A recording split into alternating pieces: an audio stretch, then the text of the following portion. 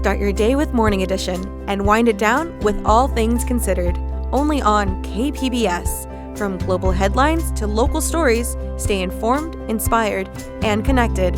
Tune in daily or listen anytime at kpbs.org. Hey there, San Diego. It's time for KPBS Roundtable. I'm Andrew Bracken. One of the leading figures of Trump's immigration enforcement operations may be on his way back to his old Border Patrol post in El Centro. How community members are reacting.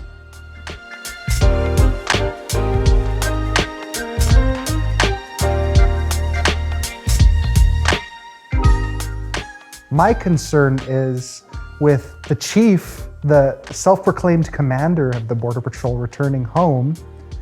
Will these officers feel emboldened to do something different? Then, a new documentary film looks back at the story of Anastasio Hernandez Rojas, 15 years since his death after an encounter with Border Patrol. Plus, the San Diego Unified School District is one step closer to building housing for its employees. That's ahead on KPBS Roundtable.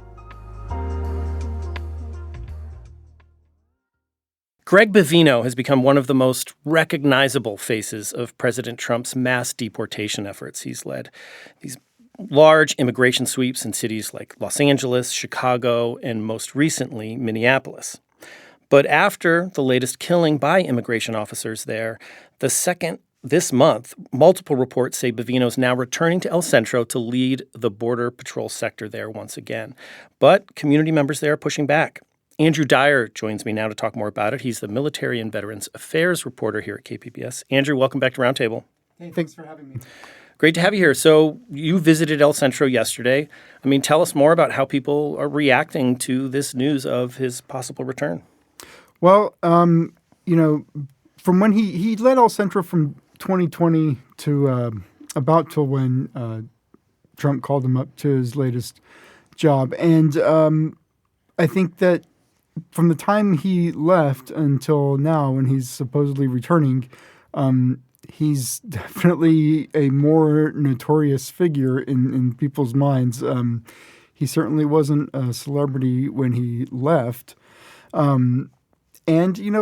People are just wondering what is happening because, we asked DHS about, hey, is he really coming back to the El Centro sector? What's his job going to be there?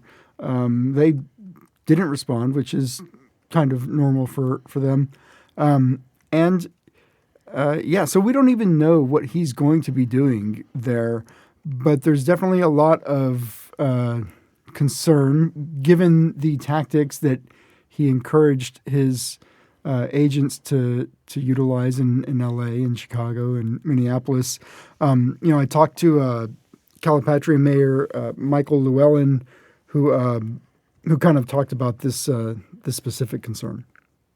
My concern is with the chief, the self-proclaimed commander of the Border Patrol returning home. Will these officers feel emboldened to do something different? The El Centro sector is the premier sector for Border Patrol. Why are we treated as a wasteland, as some place where they could send their political scraps, their failed projects, so that we can deal with the consequences of emboldened and tyrannical federal agents? Yeah, you hear some of the, pretty strong words there. And as you mentioned, we don't have a real clear picture. We don't know for sure, what role he's coming back, if he is even coming back. As you mentioned, you haven't heard from Department of Homeland Security yet as to that. But, diving more into, Bovino, tell us more about, his career. He's had a long career with the Border Patrol, as you mentioned, much of it in the Imperial Valley. But tell us more what you've learned about him in your reporting. Well, he's a little unusual as far as I can tell because usually you don't know who Border Patrol agents are. But Bovino's very different. You mentioned he's become kind of one of the most recognizable figures in this whole immigration crackdown. And that's true. And one of the reasons is he's basically the only one not wearing a mask. You can actually see his face, and he hasn't been shy about being in front of cameras, and he's almost made it a point to be in front of cameras. There's a clip from a few years ago when he was in El Centro where he swam across the canal there to demonstrate how dangerous the current was. And, you know, he's just there with the cameras, very comfortable. And I think maybe he seemed to like the attention. I'm not sure. But apparently he is on his way somewhere. There's been reports in other outlets and on social media. He's in a motorcade. It was seen, I think, in South Dakota, and then at Mount Rushmore, right? In Wyoming yesterday. In Rock Springs, some protesters showed up at their hotel, and so he's making his way somewhere. And he does have a home in Imperial, so I don't know where he's going. He hasn't told me, but you mentioned, you know, he is a resident of Imperial, been there for quite a while, as I understand. I mean, how is he regarded rather by other folks in that community? Do you get a sense of how some of his neighbors might be feeling about his potential return after all this fanfare? Like you said, he's coming back as a much more national figure at this point. Sure. I mean, they're not very comfortable with it. There's a lot of well, for one, they don't know what he's going to be doing. Is he going to be actually leading the sector again? And so they would like some answers from the government about that. But people also said, you know, they hope that he does. It's been reported that he may just retire. And they're hopeful that he does retire. And more than one person said they hope he moves away. And he is pretty close to the retirement age of Border Patrol, as I understand. Sure, he's 55, and they have a mandatory retirement age of 57. But as we've seen with ICE adjusting their standards to recruit people, these numbers are fungible, right? Like they can stretch if they want to. So, I mean, I'm wondering if you can talk a little bit about what makes the Border Patrol sector in El Centro maybe a little different from other Border Patrol posts. What makes that spot unique? Well, it's an area where, because the border between San Diego and Tijuana is so heavily policed and patrolled, that people have to go further and further into the desert to do these crossings. And so it pushes, because it's so secure kind of here, it kind of pushes people out into Imperial County, which is, you know, big and hazardous. So there's, you know, people put water drops and stuff out. But it's a place where if you're a Border Patrol agent, you are going to encounter a lot of migrants, presumably. You spent much of your day Thursday talking with people around the valley to kind of hear more about, you know, their reactions to Bovino's potential return, as we've been talking about. Tell us more about just the overall sentiment and what you heard. You know, the Border Patrol has been part of the El Centro community for decades, right? Like, this isn't like, this is a border city. It's a cross-border community. People are used to seeing Border Patrol agents. More than one person told me that, you know, there aren't a lot of jobs in El Centro and in the Valley. There's government, you know, there's, you know, education, there's agriculture, and there's, you know, law enforcement, and that means Border Patrol. So a lot of the folks that are in Border Patrol in the area are maybe local to the area. A lot of them are relatives of some of the activists that I talked to. So it's a pretty close kind of relationship. You know, Border Patrol is part of that community, right? And the overall kind of the gist of what people were saying was that they are worried that Bovino, if he does come back and if he's given any type of authority, that relationship could change, the Border Patrol's relationship with the community, because, you know, Border Patrol was not doing what they're doing in Minneapolis in El Centro, right? Like, we never saw anything like this in El Centro. But hey, all they've seen of Bovino lately is him standing in the middle of a bunch of masked guys throwing tear gas canisters. So, you know, yeah, they're wondering what's next for their communities. And you spoke with a number of people, among them Frances Biopi, and here's a little of what she had to say.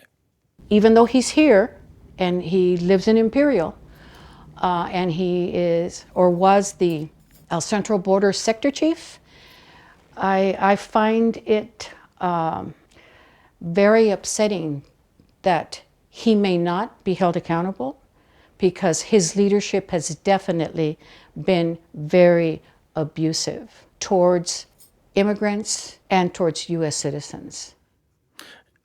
Andrew, I'm wondering, we have about 2 minutes left here. If this is indeed a demotion for Bovino, as the reports seem to suggest, if he does come back to El Centro, where does that leave his legacy? How would you summarize that? It's really hard to say. The people in El Centro, they watched these clips on the news like we all did, right? And like BLP was saying, she's upset about what happened in Minneapolis, and it happened under Bovino. Yeah. You cover the military here, at KPBS. In a little bit, we're going to hear, more about this documentary film that kind of delves into Border Patrol and how it works. But there does seem to be at least a discussion about what kind of agency Border Patrol is. It's not, law enforcement. I think a lot of people are kind of thinking about that in terms of just what we've seen the last few weeks, over the last year. I'm just wondering how you view Border Patrol from that context and, as someone that covers the military regularly in the U.S. Yeah, it's really interesting because, immigration and illegal immigration is a civil offense, right? Like, this is not a criminal offense. The Border Patrol will say that there's cartel members and stuff, but the vast majority of migrants are not.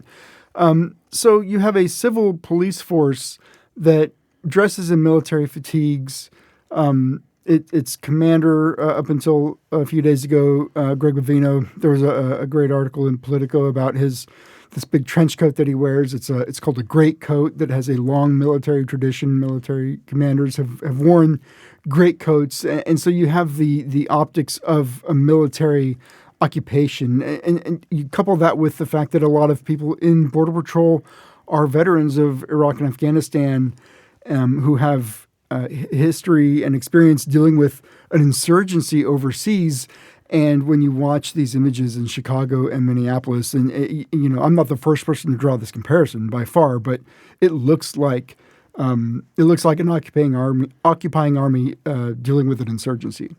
I've been speaking with Andrew Dyer. He is KPBS's Military and Veterans Affairs reporter. Andrew, thanks so much for being here. Thank you.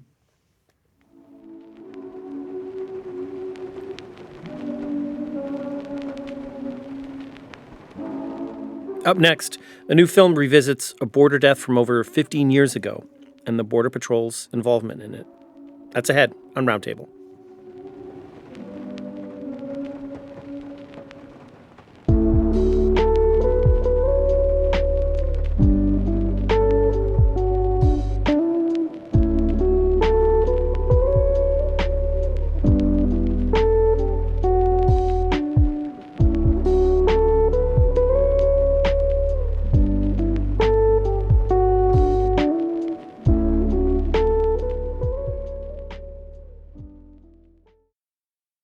Welcome back to KPBS Roundtable. I'm your host, Andrew Bracken. A new documentary film explores the 2010 death of Anastasio Hernandez Rojas at the San Ysidro port of entry. He died after a violent altercation with Border Patrol officers in which he was beaten and tased, and the film highlights one family's pursuit of justice. I understood that with a civil case like this against the Border Patrol, it's like killing the king. You want to make sure that you don't miss.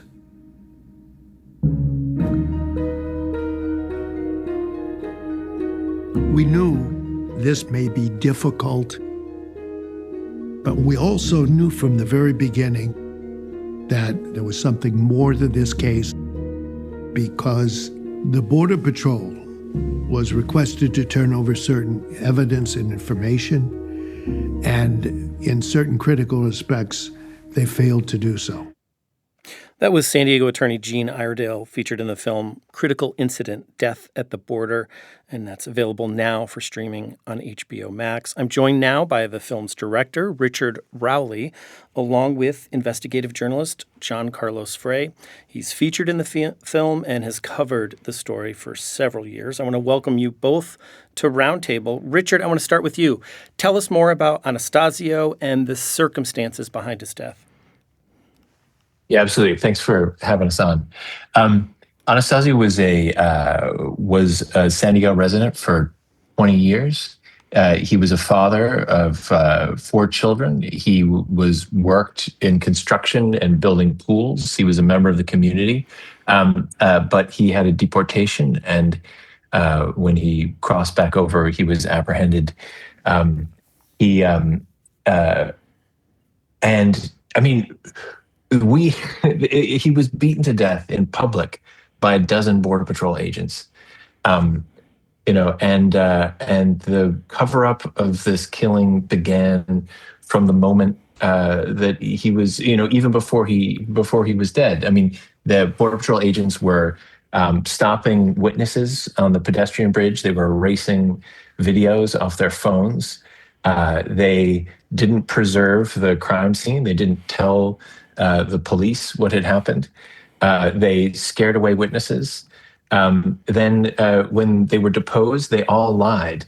They all lied because they didn't know that there was eyewitness video that John Carlos Frey, who's with us now, managed to track down. And that video, when it was released, kind of blew the whole case open. And John, as Richard was kind of breaking down there, this happened in a really public place in San Ysidro, right, kind of, near a lot of the bridges, and there were eyewitnesses. But, take us back to, you started covering this pretty early on. How did you start unraveling what happened and kind of leading to what we see in the film here? Yeah, the border looks a lot different than it used to back then. There was a very big pedestrian bridge that people would either come out of Tijuana into San Diego and cross over this bridge or go into Tijuana from San Diego. So there were hundreds of people that would walk over right over a Border Patrol station. And this is where the beating occurred. It was late. It was dark, so you couldn't see that much. But a young girl, she was 20 at the time, saw something, heard something, flipped out her phone and started to record. And I went looking for this video. I had heard that someone had a recording. I had interviewed Mexican government officials, bystanders, people who told me that the Border Patrol had deleted evidence from their phones. So I started to piece together that there was an issue here. It wasn't just a simple killing or a simple death as the Border Patrol had described. There was something that needed to be investigated. And you mentioned the video there, and there was actually multiple videos. And of course, this was in 2010. It's a much different sort of like picture you got from the video quality itself. Tell us more about what, how that changed the story. Obviously, you said there were some eyewitness accounts, and then there was, what Border Patrol was saying at the time of his death. There was a young woman who had crossed over the bridge at the time of Anastasia being beaten by federal officials. She didn't want to come forward. She was afraid of retaliation. She thought that at least she had said to me, that she witnessed a murder. But she had it on her phone. It took me almost 2 years to convince her to come forward with the video evidence. By that time, Border Patrol agents had given testimony and depositions and had described what had happened that evening, and none of it seemed to match what was on the video. As Rick was saying, it was a lie. They were covering up the death of Anastasia, and the video evidence proved it. Richard, this film really is an investigation into the inner workings of the Border Patrol. That's under the umbrella of U.S. Customs and Border Protection. I'm just wondering how you describe the Border Patrol and what makes them sort of distinct from other federal law enforcement agencies. Yeah, I mean, we made this film because, border enforcement, immigration enforcement has been one of the most important stories in the country for, decades. But it has been a real blind spot for much of the media, especially for films. I mean, when we started this film 5 years ago, there was no feature-length documentary expose looking at the Border Patrol as a kind of police force, as a body of law enforcement. And that remains true to this day, even though there are mass Border Patrol agents on the streets of half a dozen cities. So the Border Patrol, the CBP, the Customs and Border Protection, is the largest federal law enforcement agency. And the Border Patrol operates under that aegis. And it operates in this constitutional gray zone where it has powers and authorities that no other law enforcement agency is given. They can surveil people without probable cause or without judges' orders. They can detain people. They can interrogate them without lawyers present.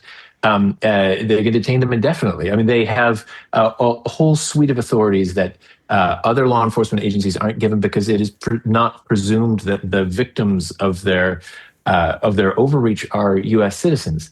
The Border Patrol has killed hundreds, probably thousands, probably tens of thousands of people over its 100 years of existence.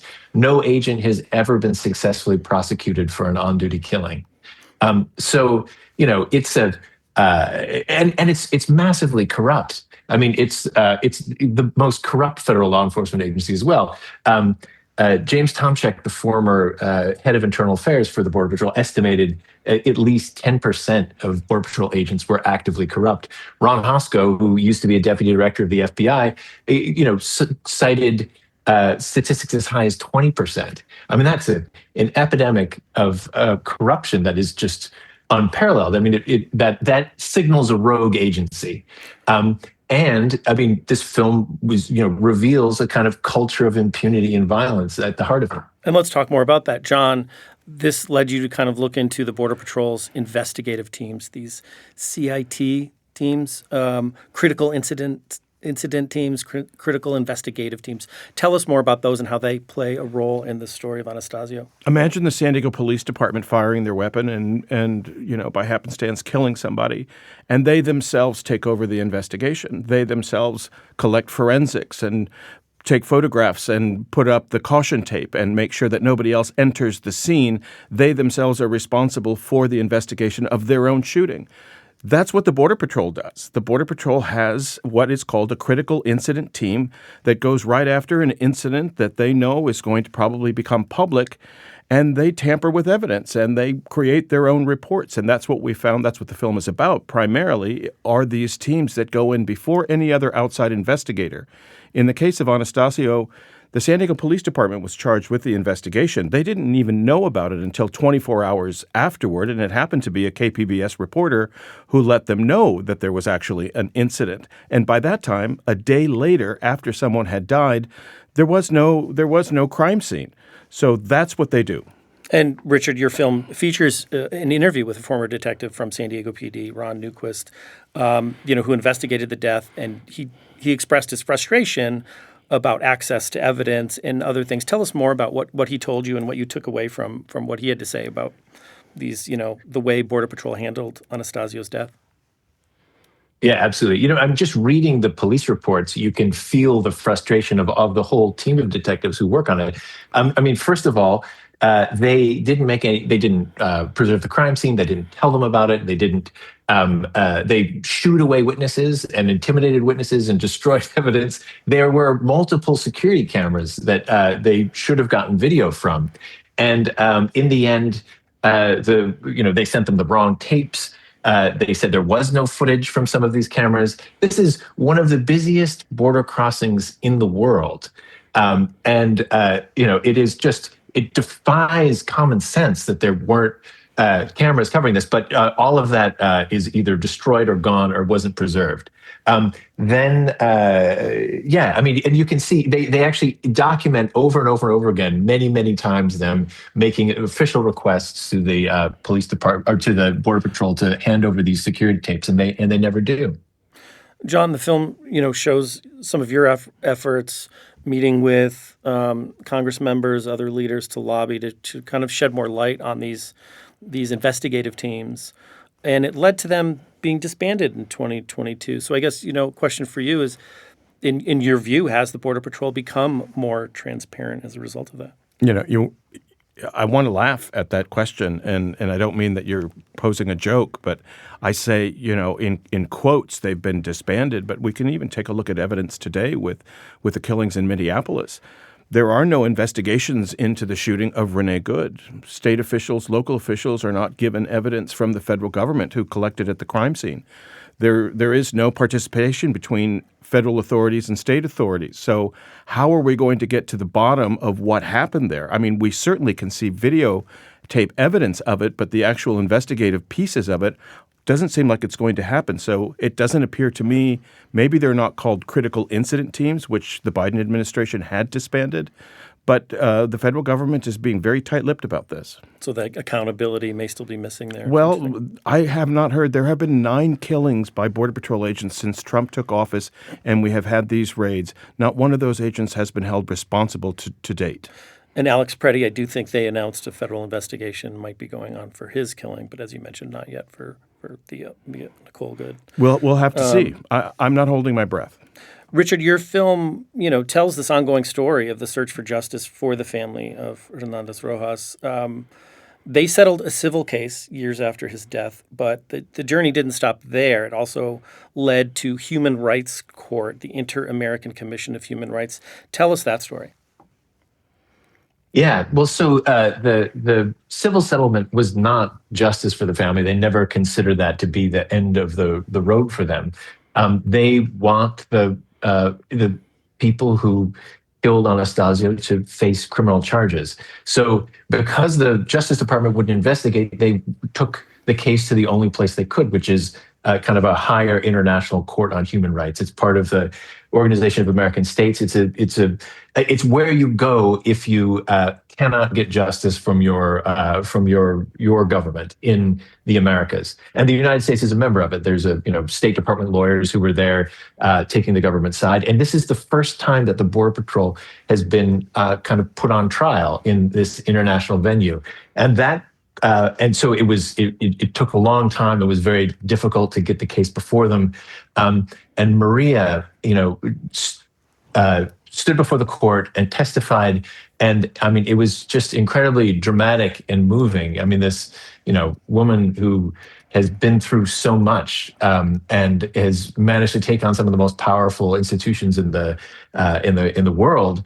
And when the verdict came down, it was incendiary. I mean, it has now been found in court that the Border Patrol tortured and killed Anastasio, and that there was a cover-up afterwards. And the demand was made by the court for the U.S. to open an investigation in order to criminally punish the people who murdered Anastasio and everyone involved in the cover-up. And as you'll see in the film, the man in the leadership in San Diego sector who presided over this torture, this killing, and this cover-up is Rodney Scott, who Donald Trump named to be the head of the entire CBP. In light of kind of the recent events we've seen out of Minneapolis this past month and immigration enforcement overall over the past year, Richard, I'm wondering how the lens has changed for you on this story that you're telling in this film. You mean me? You're looking at me, John? Oh, no, Richard. Sorry. I'm sorry. Yeah. Well, it has only become more urgent. I mean, this is, we have mass Border Patrol agents in a half dozen cities. They're killing people in the cities, this is a secretive, violent organization that Americans don't really understand. And so the purpose of this film, the value of this film, I hope what this film does is pull back the veil on this organization that tries to hide itself in secrecy and reveal the violence and impunity that's at the heart of it. The Border Patrol is like the NYPD before Serpico or the LAPD before Rodney King. It's like this is a corrupt, violent organization whose day of reckoning is long overdue and hopefully will come soon. John, what ultimately is the legacy of Anastasio's death, do you feel, today? I even hate to think about somebody's horrible, brutalized beating, but he has become a cause célèbre for the Border Patrol for the most part. What we're seeing today in cities and inner cities in Los Angeles, Chicago, Charlotte, and Minneapolis is what's been going on at the border for decades. That's how Border Patrol operates. They pull people out of their cars, they beat the crap out of them, and then sometimes they kill them and they're not held accountable. That's exactly what we're seeing. That's how they're trained. And I think the story of Anastasio, the documentary, which Rick did a beautiful job of getting us to see how life is like for undocumented people at the border, there's a parallel today. We can see what people were treated like before and how they're being treated now. I've been speaking with Richard Rowley. He's the director of the film Critical Incident: Death at the Border, along with John Carlos Ray. He's an investigative journalist and host of the podcast The Raid. You can watch the HBO original documentary Critical Incident now on HBO Max. I want to thank you both for joining us today. Thank you. Thank you.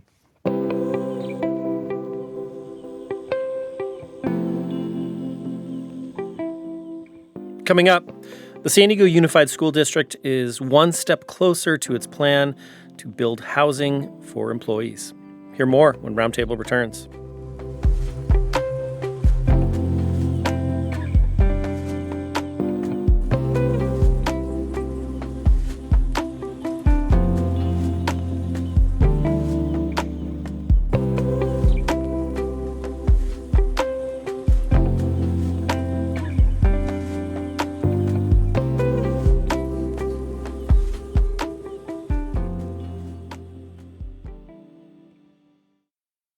You're listening to KPBS Roundtable. I'm Andrew Bracken. The San Diego Unified School District has taken big leaps in its effort to create housing for its employees. Earlier this week, the district approved 4 proposals that could bring thousands of affordable housing units to school land. Joining me to talk more is Jacob McWhinney. He covers education with Voice of San Diego. Jacob, welcome back. Hey, Andrew. Thanks for having me. Great to see you. So bring us up to speed. You know, the district's moving forward with these new proposals. Tell us about them. Yeah, so it is quite a big deal, as you referenced there. In recent years, the prospect of building education workforce housing has really been gaining steam across California. That's kind of because it's this sort of two birds with one stone situation, right? School district staff who are often very significantly rent burdened, get access to cheaper, homes, helps school districts retain and recruit new staff. But also on the housing front, there's a whole lot of school districts with land that can be developed. And so for developers, for people who are worried about the affordable housing crisis, and for school districts who are worried about recruiting and retaining staff, it is really helpful. San Diego Unified, the district has for a while now started to bat around this idea of affordable housing. It's been kind of building up for these moves for quite a while. Since December, they've approved 4 proposals, and these approvals just move them into the negotiation stage that could yield nearly 2,500 units of affordable education workforce housing, which by itself, that's a lot. That's like 30% of what the whole city of San Diego issued permits for in 2024. Oh, wow. Yes. It's a big Yeah, chunk. absolutely. And then when you look at you zoom out to the statewide level, you see that the scale is even crazier, right? So all across California, only 850 of these sort of units have ever been built. So this is the potential to pretty much triple the amount of education workforce housing units that have been built in California. I mean, you mentioned some of the other parts of the state that have tried something like this. I mean, how does this compare? What are some other examples of where we've seen this in the state? Yeah, again, there has been nothing at this scale throughout all of California. And there are kind of 2 ways to look at this. One, there's like the raw number scale, which there's nothing that's been like this ever. But the other way to think about this is sort of a percentage scale, right? So like I mentioned, only around 850 units have been built. And LA Unified, for example, has 185, nearly 200 of those units. That district, though, has like 775,000 employees. It's the second largest employer in Los Angeles County. And so the percentage of employees that housing can house is a very small percentage. It's a bunch of numbers behind a decimal. But other school districts have been housing, greater percentages of their staff, up to the 30% range. San Diego Unified, when setting out to build these projects, initially decided they wanted to build housing for 10% of their staff. But through this approval process, they kept upping how many units they were going to build. They essentially, with every project that came before them, every proposal, they chose the proposal with the most potential units. And that meant that instead of 1,500 units, as they initially planned to approve, they approved 2,500, which amounts to about 17% of its staff. So obviously, housing here is very expensive. I imagine a lot of that for, educators for what they make, and all school employees, it can be a challenge. Tell us more about that cost of living piece and how that fits into what they're trying to strike at here. Sure, yeah, and it's an interesting sort of dynamic here, right? We generally understand that teachers are pretty underpaid, and that is true for many of them, especially those at the early part of their career. And so building housing for these kinds of folks would be pretty transformative. It would mean that not only would they be able to stay in a place that's as expensive as San Diego, which is, because it's so expensive, chases away a lot of sort of early educators and makes certain parts of education, like special education staff or paraeducators, where maybe they get paid even less, it makes it pretty precarious for them to stay here. So it's very useful on that end. land. But again, as educators gain more seniority, move on up the pay scale, they often end up in this sort of in-between zone, right? They're these middle-income folks for whom they no longer qualify for traditional capital A affordable housing that's like rent restricted based on what percentage of the area median income you make. And so San Diego Unified approached this in a different way. They didn't use the traditional definition of affordable. They created their own definition of affordable. That basically meant if a unit of housing costs a worker 30% of their income, that is affordable. It's not tied to the area median income. This meant that the housing units they built, they may be more expensive than a traditional affordable unit, but they would still be affordable to staff members who, are higher up on the pay scale. And that's useful because we've seen in other districts like Los Angeles Unified, the housing they've built, their teachers didn't even qualify for it because they were making too much to actually move into this housing that was rent restricted. I mean, so the district is going to be using land it owns for these projects. I guess one question I had is, how is that land being used right now, and what does the district, tend to lose? What do they might lose by kind of losing that office space or whatever? Yeah, so that's a good question. Many of these spaces are sort of like underutilized, or the buildings have kind of moved past their useful date.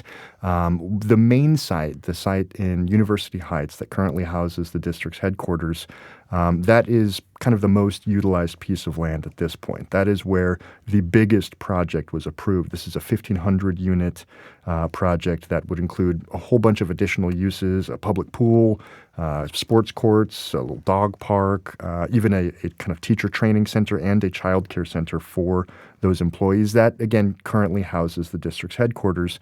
The district has been for a number of years retrofitting a different building to move their staff into. And so that's kind of where we're at right now. The building they're moving staff into is actually the former headquarters of Jack in the Box over in Serra Mesa.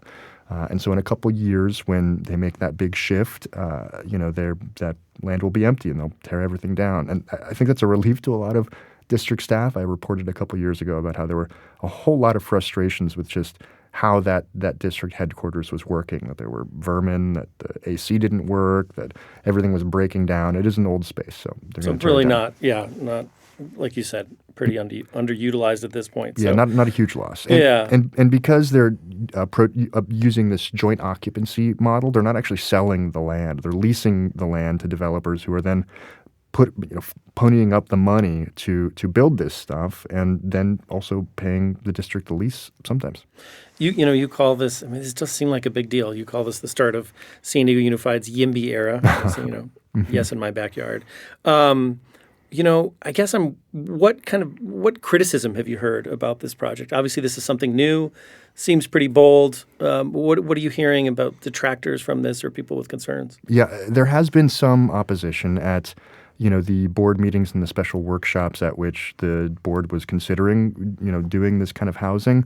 There were people who came up and were concerned, and I think they're rightful concerns. Currently the land that the big project is going to be on houses a district staff headquarters, and soon it will house 1,500 units. That's a big, big change.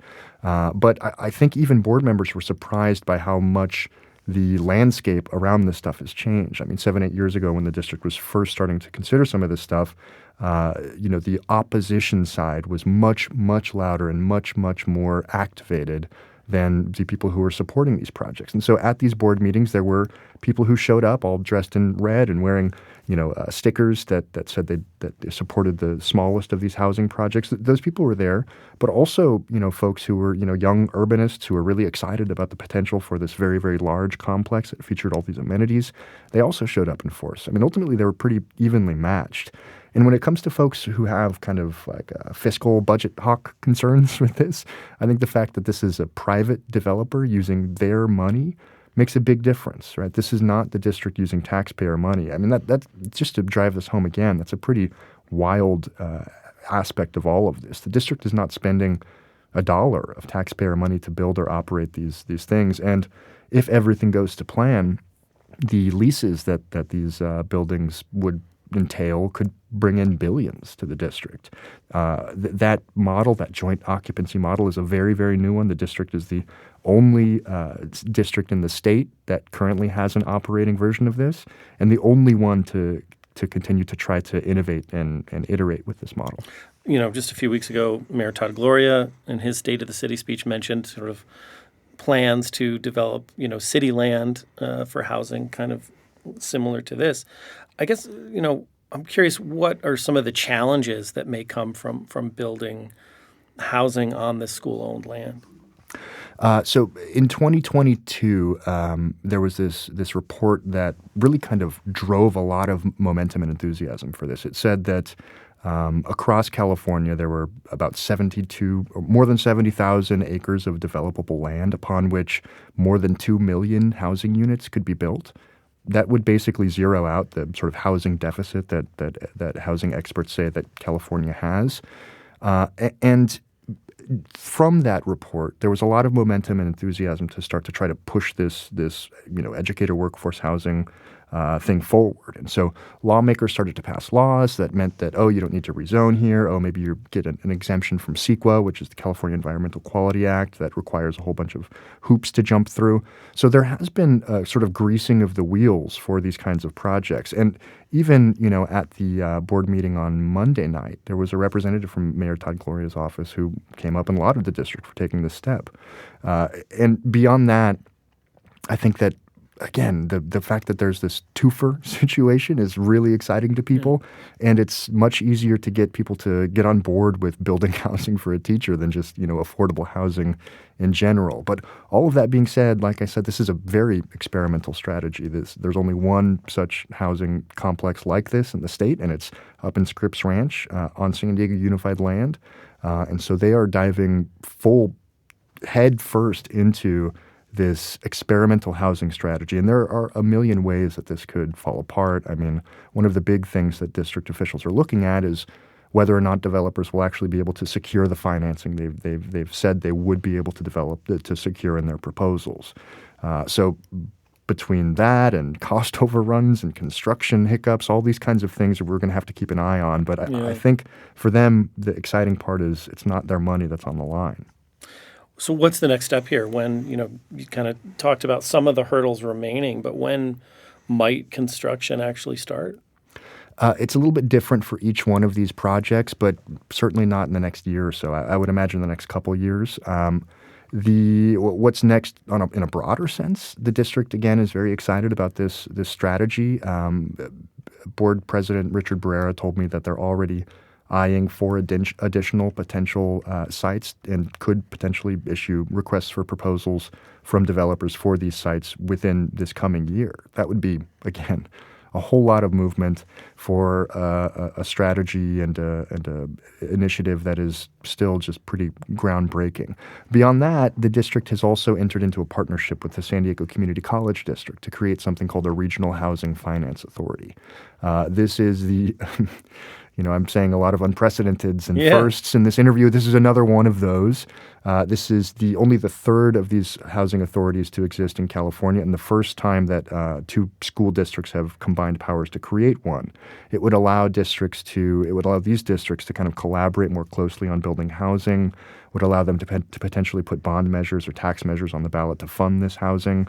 And both the chancellor of the San Diego Community College District and Superintendent Fabi Bagula of San Diego Unified have said that they really want to be ambitious and go big with this. While this education workforce housing stuff was sort of an inward-looking thing to build housing for staff, they want to look outward and are drawing inspiration from places like Vienna that have really long-established public housing initiatives that house 50%, upwards of 50% of people in the city.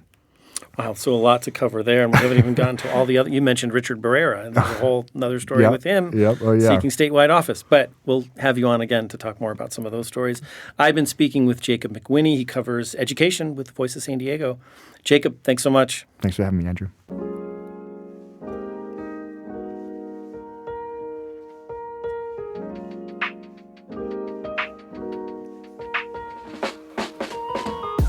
That'll do it for a Roundtable this week. Thanks so much for listening. You can always listen to our show anytime as a podcast. KPBS Roundtable airs on KPBS FM, noon on Fridays, again Sundays at 6 a.m. If you have any thoughts on today's show, you can always email us, roundtable@kpbs.org. Roundtable's technical producer is Brandon Trufa. The show was produced by Juliana Domingo. Brooke Ruth is Roundtable's senior producer. I'm your host, Andrew Bracken. Thanks and have a great weekend.